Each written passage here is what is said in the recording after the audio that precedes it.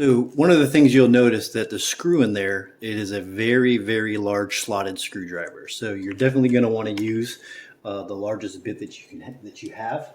For me, in my kit that I have, this 8mm is the largest size that I have. So this is what I use. And I will say that when I initially took the screw out, it was very, very, very tight, ridiculously tight. If I remember correctly, I had to use a squared off drive screwdriver and a wrench to get a little bit of leverage on there to break it loose, that it was so tight. So before I go ahead and take that out, you'll note that the screw, which you can see right down right there, that is where that screw is. And what that is it's holding down this metal piece here, which is the, if you want to call it an anchor, that holds on the arm for the safety right here. So once you remove this screw, this is going to go floppy on you. So this was definitely not as tight. Oh, I lost my screw. This should definitely not be as tight as it was the first time.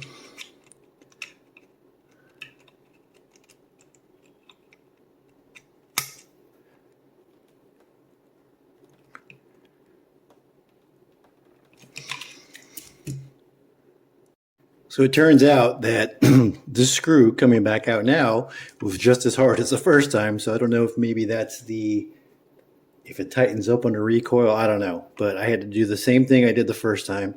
Use my screwdriver, put an adjustable wrench on it, push some downward pressure while using this like a breaker bar to get that screw loose, which it is now free.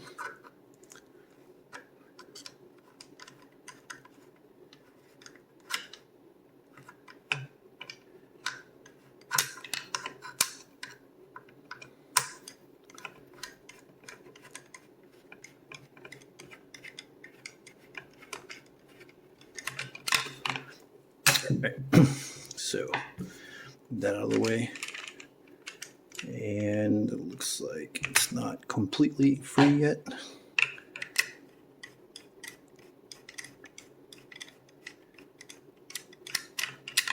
All right, there we go. So screw is loose. It should fall out the bottom now.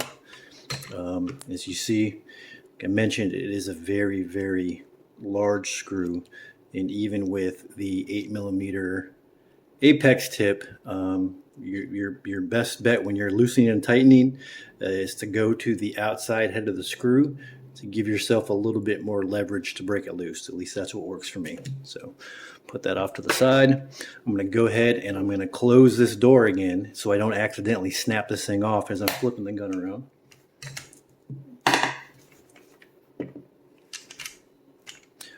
So as I mentioned before, that screw came out of this piece right here, and now you'll notice that the safety, when you work the left hand side thumb safety, it's very loose in there. So the next step now is to get this out of there, which just doing a little bit of wiggling and finagling.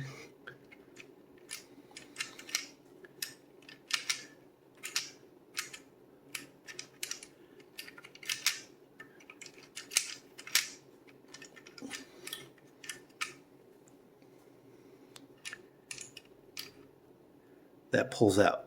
So again, so this lays flat inside the bottom of the receiver, and this little nub right here, and see, this is where the grip screw comes through. Grip screw comes through the bottom of this piece. If we are looking straight down into the receiver, that the threads of the screw would be coming here. This would be facing outboard, the left side of the rifle, and that picks up, if you can see it, that little hole that's right below that pivot pin, that's where that little nub picks up, and that acts as an anchoring point so that the safety isn't just all loosey-goosey like you see right here. Now that we've gotten the grip screw slash safety, thumb safety anchor out of the way, we are going to go ahead and pull out the safety here. So something to take note of here is that you can see that the forward end of this linkage picks up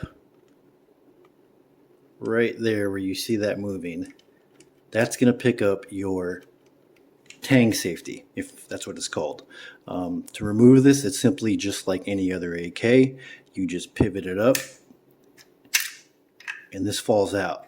You will also notice now that this is laying in there freely, just kind of flopping around. You can go ahead and pull it out of there. It just kind of falls out the bottom. This is the safety linkage here for your thumb safety. You're going to pull this out, kind of just wiggle it through the keyhole a little bit, and then that comes out next. Something that I want to touch base on before I move on any further is an adjustment that can be done to your safety if it's very tough.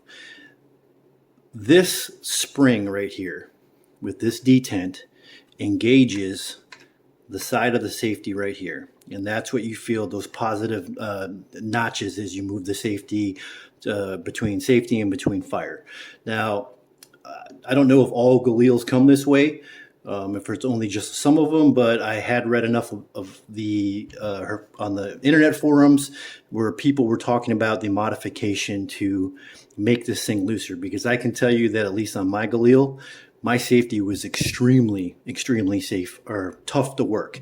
So me being a lefty, I can't really use, the safety is the one thing that kind of is something I have to work around as being a lefty. I can't reach it with my thumb. So what I have to do is when this safety here is installed, I kind of hit it with my knuckle. I'll hit it forward to go into fire, and then I'll pull it back when I put it back on safed. It was so tight, I really had to adjust my hand positioning or even how I hold the gun to activate it, and I didn't like that whatsoever. So the modification that you can do to your safety here and to this spring is, you can see there's a couple of little marks right there where I struck it with a hammer. So basically what you're trying to do, before I made the adjustment, this piece right here was pushing too far that way. So it was making it extremely tough to work. So I took a 532 punch, laid the safety down on my bench, held it flat, took a punch, not the Glock tool, but I took the punch and a hammer, and I just gave it a couple whacks to help loosen it up. The one downside, if you want to call it a downside, or it's a little bit of a pain in the butt, is you aren't going to know how good it is or not. Like if you've done it enough, or if you've even made it too loose without putting it all back together like I had just disassembled it. So again, it's nothing that's super hard. It's just a little tedious and it's a little bit of time consuming. But I will say right off the bat, and I should have stated it in the beginning of the video, is definitely don't sit down and try to do this trigger install if you are a little impatient that day, or if you don't have enough time to do it, because while it's not super hard, it is a bit tedious. And just know that going into this, that it's going to try your patience a little bit, but just, stay calm, stay cool. And so going back to the safety mod, once you get that to seat down a little closer so it doesn't put so much pressure into the notches, it can loosen up your safety greatly. So now it's to the point where I can easily click it forward with my knuckle, pull it back with my finger, with my firing hand. And even I would say that if you're a righty, and I know I tried working it with my right hand thumb shooting righty, and it was still really tough. So if yours is that same way, or you want to make it lighter, or even if it's maybe too light and you want to make it stiffer, this is the piece that you have to work here. That little spring. If you want to make it lighter, you need to push it in further. If you want to make it tighter, you would probably maybe take a flat tip screwdriver and pry it up a little bit to give you some more pressure on your detent. All right, so the next step that we have is going to start removing the fire control group pins. You have your hammer pin and then your trigger pin itself, which is here and here. You are going to start by removing the hammer pin first, driving it this way. Something to take note of is the dust cover over here, which you'll see here is held on with this long spring here.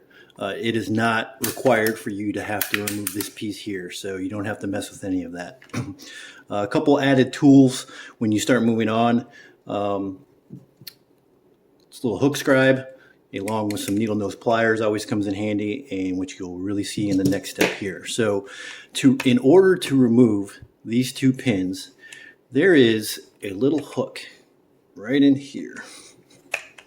Let's see if I can point it out.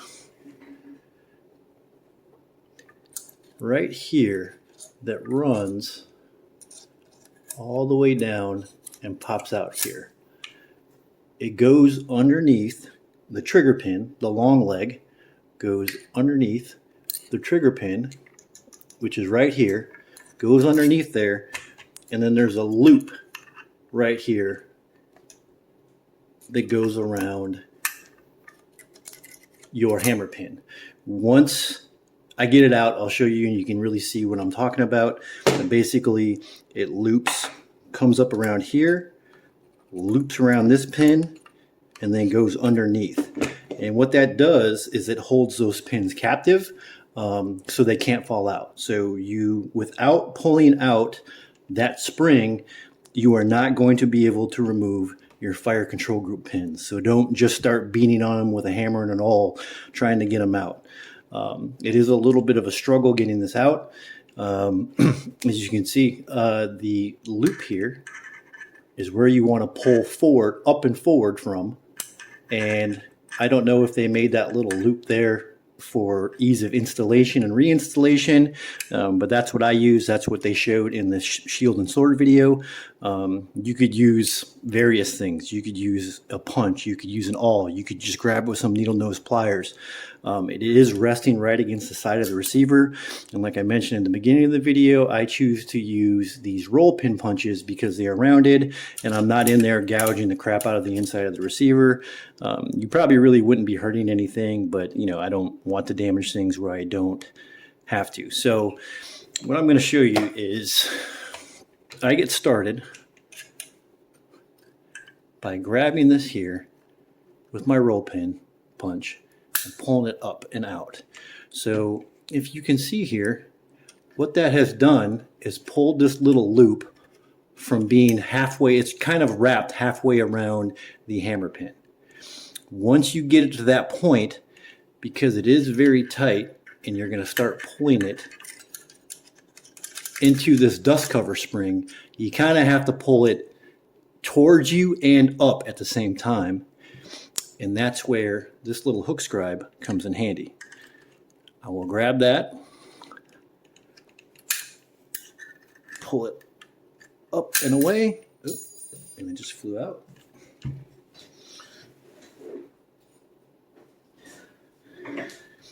And that's what this guy looks like here. So like I explained, if you were to see it from this side, this pin is sitting just like this on the inside of the receiver. It is looped halfway around. Sorry. It is looped halfway around the hammer pin, somewhat like this, if I can get it to cooperate.